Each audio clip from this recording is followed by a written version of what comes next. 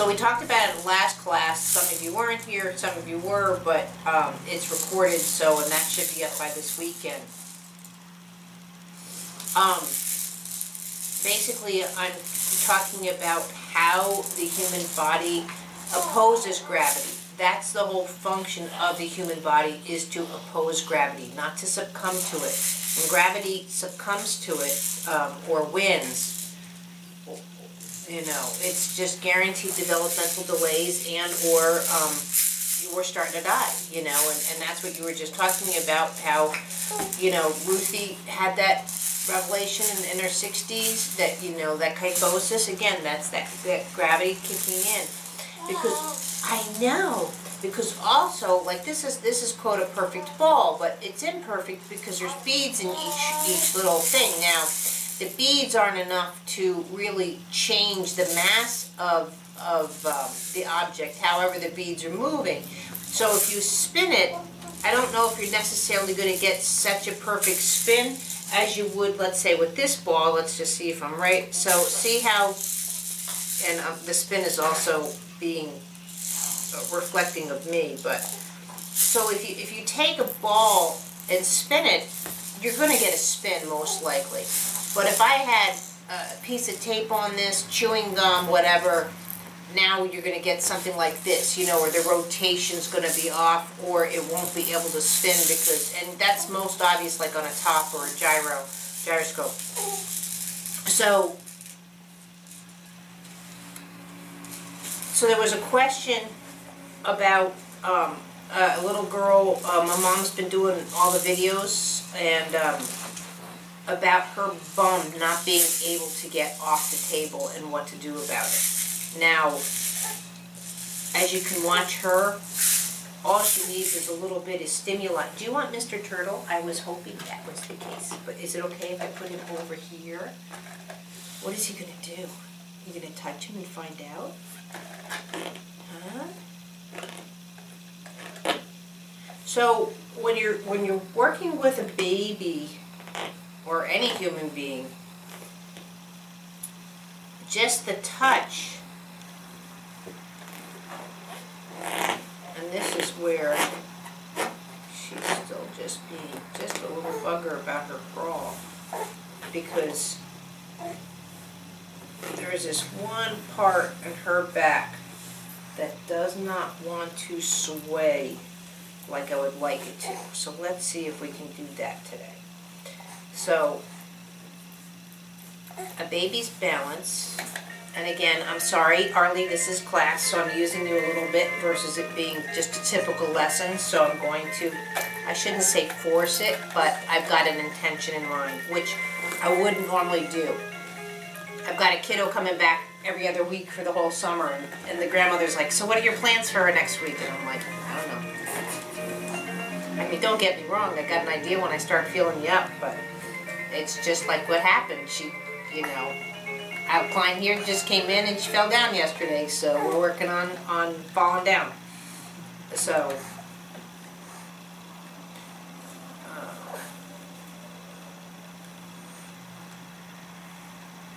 so what I'm doing here,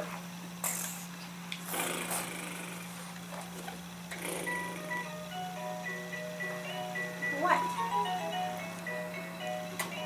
You think? You think? Okay, Turtle's better than me.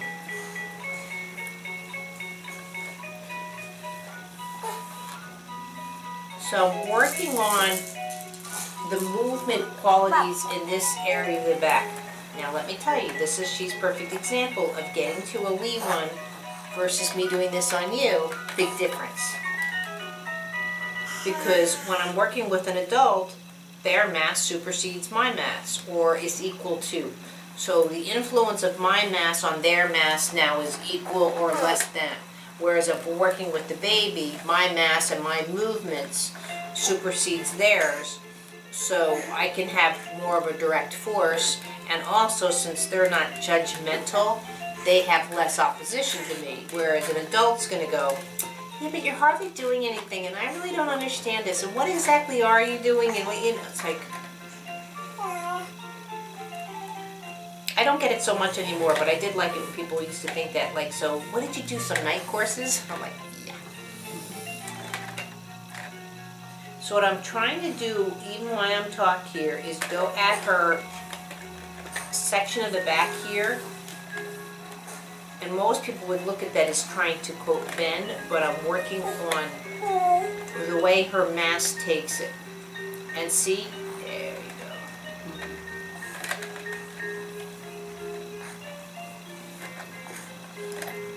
It's amazing what you can do with the baby.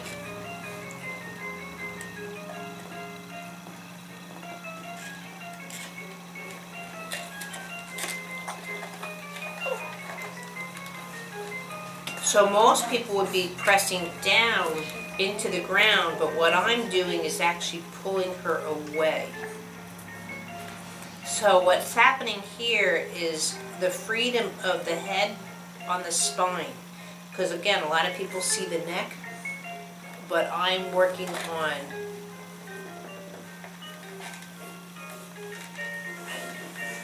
really that her whole tush can be here, see, in her head, and she's just... I know! But that's just a pre-cartwheel. I mean, her mass should be able to go hands up, standing as feet up and standing. What? Cartwheel. Pre-cartwheel. Would you like me to say pre-Cirque du Soleil? She might do cartwheels. I've never done a cartwheel in my life. There was no way you were capable of. Just your foot rotation alone, or lack of, because of that whole situation of your hand being taped, there's no way of how your body was trying to get up and over. And also because you were in a splint. And because of that, what I just did to her, you never experienced. Kids at some point, she's not there yet, will go like this for a reason, you know, and they're like this, and then they're like on their backs, and then they can go forward. Are you watching? Because this is what you're supposed to be able to do. So you go from here, and then back up to your knee, and then under and over, and that's what a kid should be doing. But they're learning how to oppose gravity from every orifice. Whereas that's really the first sign of getting old is, yeah, I can't do that anymore.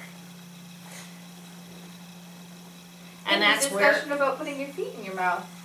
What? She put her foot in her mouth, and my Yeah. mother-in-law said, oh, to be able to get your feet to your mouth. And I said, I can do that.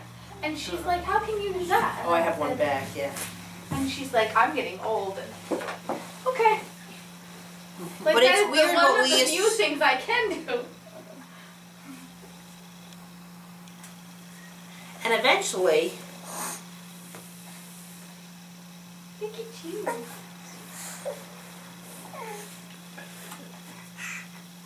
I gotta think about that one. Wendy said the last baby she had was 8. Oh, I'm sure. I think he's in middle school.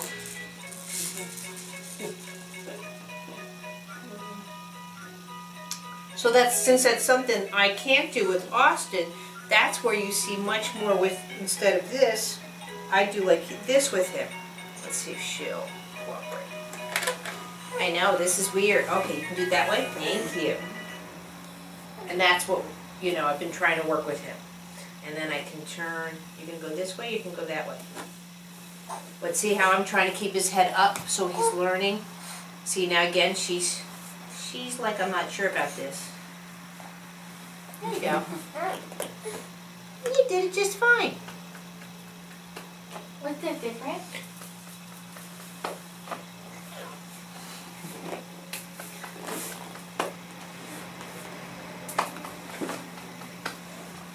So, a lot of people think that it's the bum that always does the work.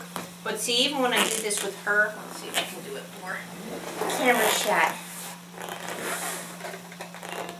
When I do bum, you'll see her head just lightly counter. Yeah, her head's how she rolled over. From her stomach, she always leaned her head, and it would take her. And again, that's where human beings, though, are parasites. We do what's easier. So if that was easier for her, just like she's doing now, head goes down and she's going to roll over. Is it because that's where so much of the mass is when you're a baby?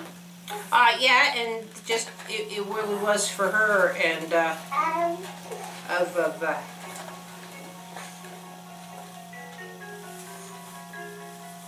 so see how I'm doing the same thing but reverse? I'm bringing her bum around, and then her head comes around to match her bum.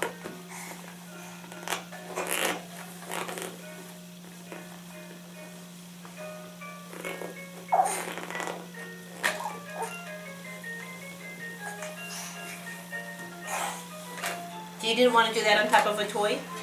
Or that was okay?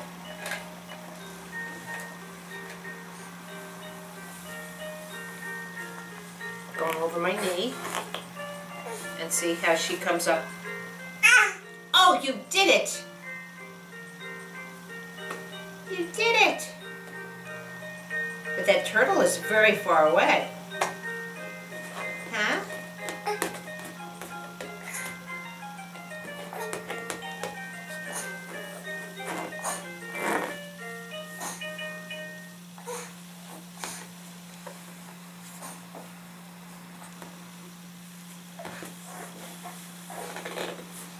She's like, I wasn't expecting such a workout this morning. You good? That's why I brought her real food. I thought it would stick with her longer.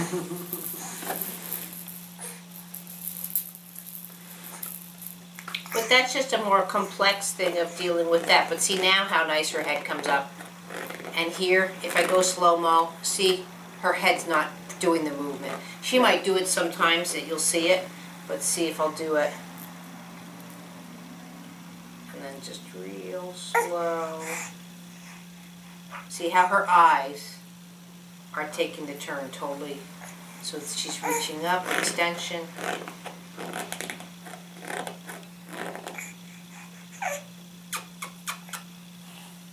Yeah, knee. Now look at me and try and turn over. See, she can't do it. She knows she has to bring her eyes. Oh my goodness. So I can push through the knee now. And immediately, boom. But she was right differentiating her eyes from her hips because she had her eyes on me the whole time and then her hips were moving, which in older people, also too, they turn like this because they can't differentiate their eyes from their hips. Right. Well, that to me is not, I wouldn't say guaranteed dementia, but that doesn't help. That's really one of the, and when you see that happen too, you'll actually see the neck move almost a little bit of a pronation. So therefore they can't work the room. So they start losing their visual complexity. But that can be dementia can be undone. It all depends to what stage. If you're in full blown, once the mind succumbs to what it wants to be, see, a healthy mind, Feldenkrais believe, and I actually believe it a lot too, a healthy mind knows the difference between crazy and healthy. It doesn't want to have disabilities, a healthy mind. And now I'm talking adult, not a kid. You know, that's different. What? So that's why you see people that were healthy as an ox and all of a sudden they drop dead, where you see people that have already always kind of had problems and they have a long, slow, hard death because they don't know what's acceptable to them and unacceptable. A healthy mind, to them, Feldenkrais believe, disabilities or that kind of thing is just unacceptable. So the mind knew, even if it was like what your mom went through, she saw how much she's progressing. So she accepted it, but she's already getting out of it. You know what I mean? Mm-hmm. Whereas you see a lot of people, and the trauma's just, you know. There. So one of the clear things that I see with dementia, too, is a lack of palate. The food variation goes down to pogo, you know. We have a friend who just got diagnosed with like early onset dementia, and he's, I think, in his 60s. I can guarantee you he does not like a variety of food. If he goes someplace, he likes a familiar. He doesn't like, you know, like, even if he goes to his favorite diner, he's not going to suddenly try spaghetti. You know, if he's used to always eating the fried chicken or something like that. He has a hard time, like she said, looking around the room. When he walks, it's like with a straight intent. And possibly he's starting to shrink. So, which is happening earlier, because if you spend your whole life at 5'5" and this is normal, you change that visual horizon by this much, when you're already starting to, quote, slow down neurologically, it's too hard on the system, and that's why you can't remember what you had for lunch, but you can remember what you had for lunch 40 years before, because the mind was just more vibrant then. So, really, to keep the eyes going and the food palate going, you know, stimulating that, because I think that the oral and that's why you'll see a difference with kids that get fed with G-tubes and stuff that way, you know, even just to, if they can, and now it depends if they're physically able, just a little bit of lemon even, maple syrup, or something to, and you'll see them, you know, they'll go like this, you know, because it's just that powerful to the brain, and it's just a stimulant. But again, if they can't do it because of the way the esophagus is set up, then, you know.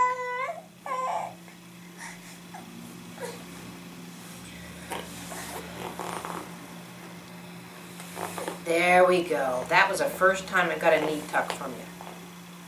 Now, I got to do the other side too, though.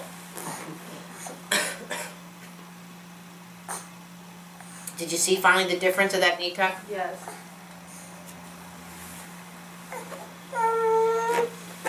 There we go. Now this, okay, this is where she's having a hard time.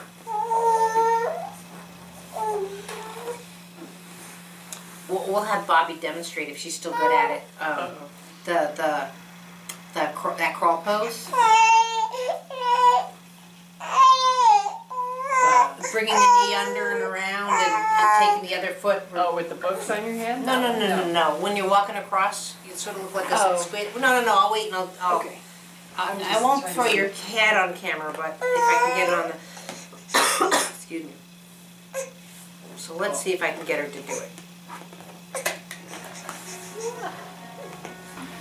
Notice how I'm right underneath her bum, underneath her iliac crest. See if she'll let me, because now I'm talking too much. And come up over her knee. Just that little rock. Just now.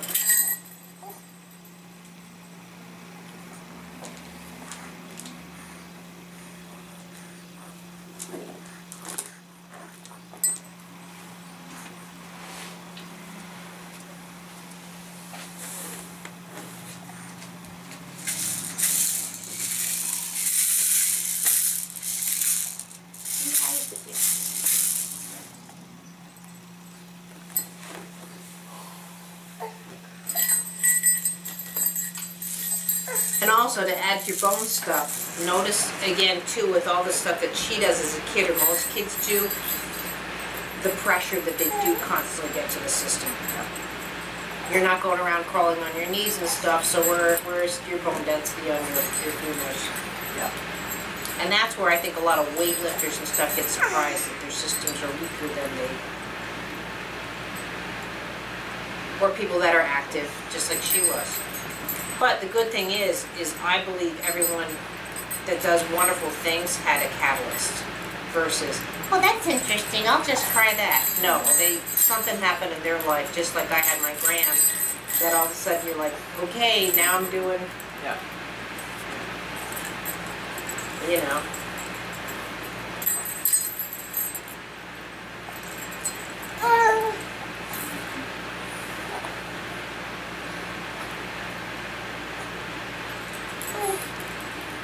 I forgot it was There we go, there we go. She's up and she's just going into pre-pro.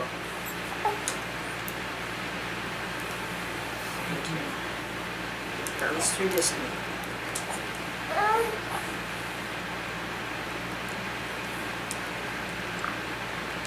Oh. let's see this knee. So see the difference of me lifting over to the knee here, even though she wants to now bring the other one up, versus, oh, me bringing her here. See the difference? Boom, boom, boom. Yeah. I'm not saying that I'm not working to lift the child, but physically, there's just a completely different mechanism that's going on in her system. Now, because I just did it back and forth, she's going to change really quickly. However, it's times like that if a child doesn't have the assistance, they might, quote, figure it out, but chances are she'll just end up being right side dominant, and you'll just think, oh, she's right-handed, she's right side. But that alone, again, will keep her versus a Cirque du Soleil type activity or high-end performers versus just a happy-go-lucky, because you can't have side dominance if you're at that high level of achievement. And that's what I was trying to point out even with Michael with his shooting. You know, showing him how he probably is naturally going this way because of the way his neck works versus this side.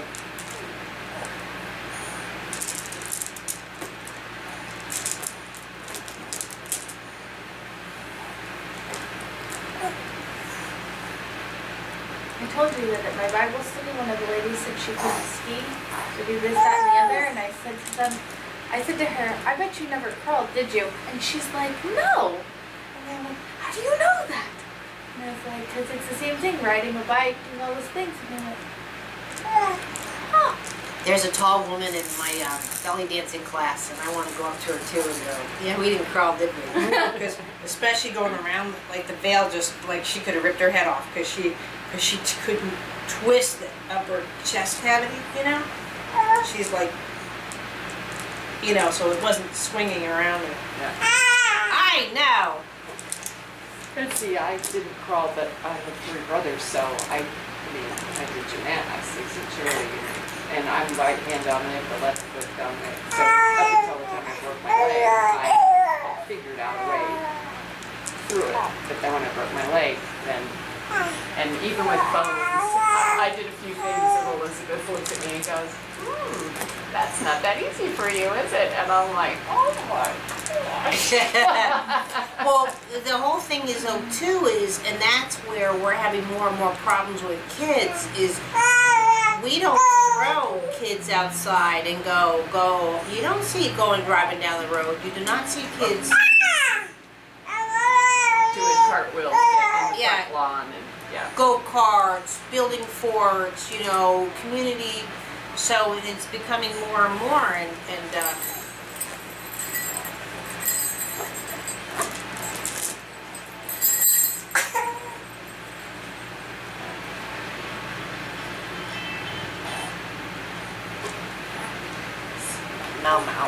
there we go. See how she just transferred her upper back and her head over to the knee.